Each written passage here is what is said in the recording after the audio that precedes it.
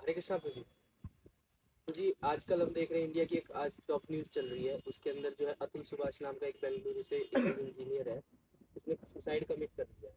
और साथ में उसने जो है एक सुसाइड से पहले एक 60 मिनट्स का वीडियो बनाई है और साथ में 24 पेजेस का एक नोट लिखा है, सुसाइड नोट, जिसमें उसने कारण ये बताया अपने सुसाइड का कि उसकी ना लॉ ने सुनी और उसकी वाइफ ने उसके साथ इतनी ब्लैकमेलिंग की है, पैसे ऐंठे हैं उससे, उसके मतलब जो लड़का है 4 साल का, उससे मिलने के लिए उससे 30 लाख रुपए लिए हैं, 30 लाख रुपए दोगे तो मिलने के लिए। तो जी आजकल ऐसी सिचुएशन चल रही है कि लॉज इतने स्ट्रिक्ट है, ना वुमेन मतलब वुमेन एम्पावर्ड लॉज, वुमेन को ऊपर रख के, और मेंस के लिए तो कोई लॉज ही नहीं है इंडिया में, जिसका गलत मिसयूज हो रहा है और मेंस हैरेस हो रहे हैं आजकल इंडिया में। तो ऐसे व्यक्ति, आप कह रहे हो कि स्पिरिचुअली एनलाइटन रहे व्यक्ति कहाँ से स्पिरिचुअली सोचेगा, वो इसी में हैरेस होता रहेगा, फंसा रहेगा, मटेरियली सेफ नहीं है। तो इसको हम कैसे कर सकते हैं, पीसफुली कैसे रह सकते हैं? Okay, thank you. तो आपका बहुत अच्छा प्रश्न है, और प्रश्न बेसिकली बहुत सामाजिक दृष्टिकोण से बहुत ही वैल्यूएबल है। और हम अगर देखें, वैसे तो बहुत दुर्भाग्यपूर्ण घटना है कि किसी व्यक्ति ने किसी स्त्री की प्रताड़ना के कारण, और साथ में लीगल कॉम्प्लिकेशन इतने ज़्यादा थे कि एक व्यक्ति को सुसाइड करना पड़ा।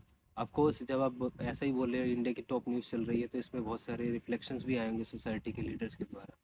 तो लेकिन इसमें साथ साथ ये भी मैं समझता हूँ कि एक बहुत बड़ा सवाल उठता है न्यायपालिका पर, समाज की व्यवस्था पर, तंत्र तंत्र पर, और सोसाइटल नॉर्म्स जो भी हैं, इन पर सब पर बहुत बड़ा सवाल उठता है कि ऐसा क्यों है कि एक पक्ष को मजबूत किया जा रहा है और दूसरे पक्ष को दबाया जा रहा है।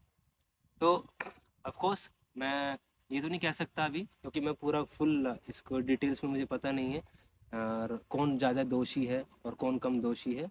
लेकिन ऑफ कोर्स हम प्रैक्टिकल बेसिस पर और शास्त्रीय दृष्टिकोण से, वैदिक पर्सपेक्टिव में समझ सकते हैं कि सैद्धांतिक दृष्टिकोण क्या है, कि एक हस्बैंड के प्रति एक वुमन का क्या कर्तव्य होना चाहिए, और एक हस्बैंड का वुमन के प्रति क्या कर्तव्य होना चाहिए, वही समझ सकते हैं।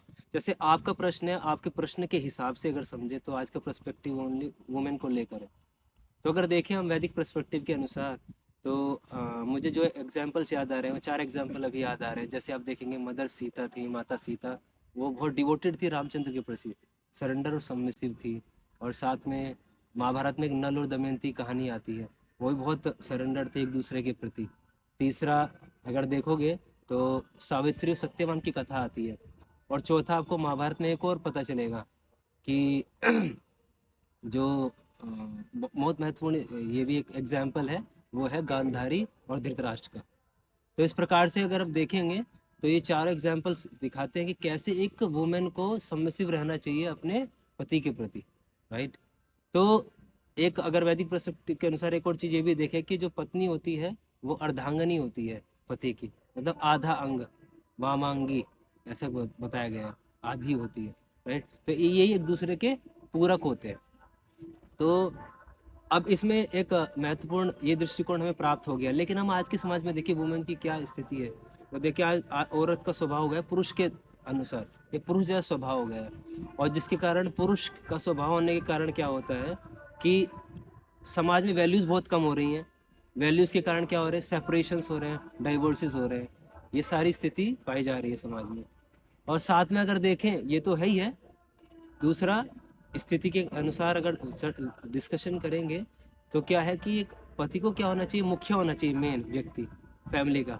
और जब वो मेन मुखिया होगा तो क्या होगा, वो परिवार की जिम्मेदारी के साथ साथ पत्नी के प्रति वफादारी भी रखे। और इससे क्या होगा, इससे परिवार बहुत खुशनुमा हो सकता है।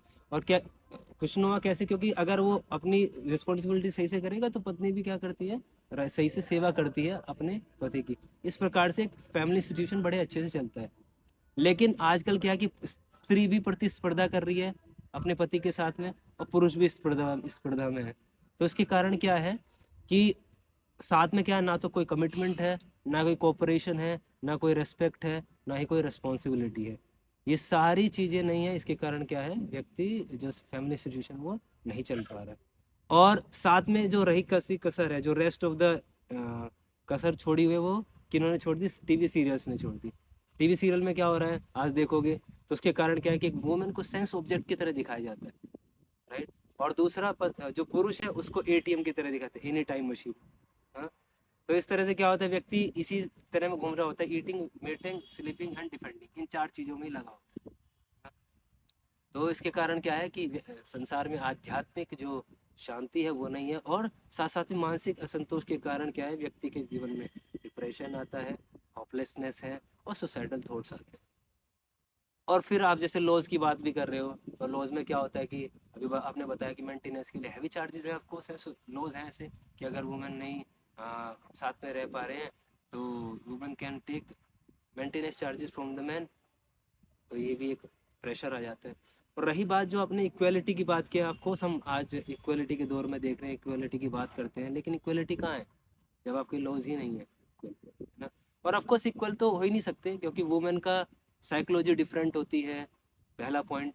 दूसरा, वुमेन की साइकोलॉजी के साथ साथ उसका बॉडी स्ट्रक्चर डिफरेंट है, और जो वुमेन होती है वो बियर कर सकती है चाइल्ड, मैन नहीं कर सकता। लेकिन वुमेन को एक डिस्टिंक्ट पोजीशन दी गई है, वो स्वीकार करे, वो ना कि वो प्रतिस्पर्धा करे अपने हस्बैंड से। वो डिस्टिंक्ट जो पोजीशन है वो क्या है, वो मदर की। अगर आप देखिए एग्जाम्पल, तो बताया गया इवन एग्जाम्पल के तौर पर देखेंगे आप, तो मदर सीता थी, she has trained Luv and Kush, and they were very submissive and devoted to Lord Ramchandra. Similarly, in Indian history, we will see that Mother Jijabai trained whom? Chhatrapati Shivaji, and he was a strong ruler and great king. इस तरह से, इसलिए हमारे शास्त्रों में कहावत आती है कि यत्र नार्यस्तु पूजन्ते रमन्ते तत्र देवता, जहाँ नारियों की पूजा होती है वहाँ देवता निवास करते हैं। तो इस प्रकार की डिस्टिंक्ट पोजीशन है वुमेन की। लेकिन वही वही चीज़ है कि अगर जो फॉलो नहीं हो पा रहे हैं सिस्टम्स, तो इसी वजह से स्थितियाँ आ रही है। लेकिन हम सॉल्यूशन पे बात कर सकते हैं। सॉल्यूशन क्या हो सकता है इसमें, कि जैसे ऑफ कोर्स, जैसे ऐसा नहीं कि वुमेन्स, जैसे आपका ये आज का क्वेश्चन है कि वुमेन ही रिस्पॉन्सिबल है इस केस के लिए, मेंस भी रिस्पॉन्सिबल है। क्योंकि अगर देखोगे आप, तो पिछले साल एक कोलकाता केस हुआ, प्रीवियस ईयर, और भी निर्भया केस हुए, तो उसमें सब कौन जिम्मेदार था, मैन ही जिम्मेदार थे, है ना।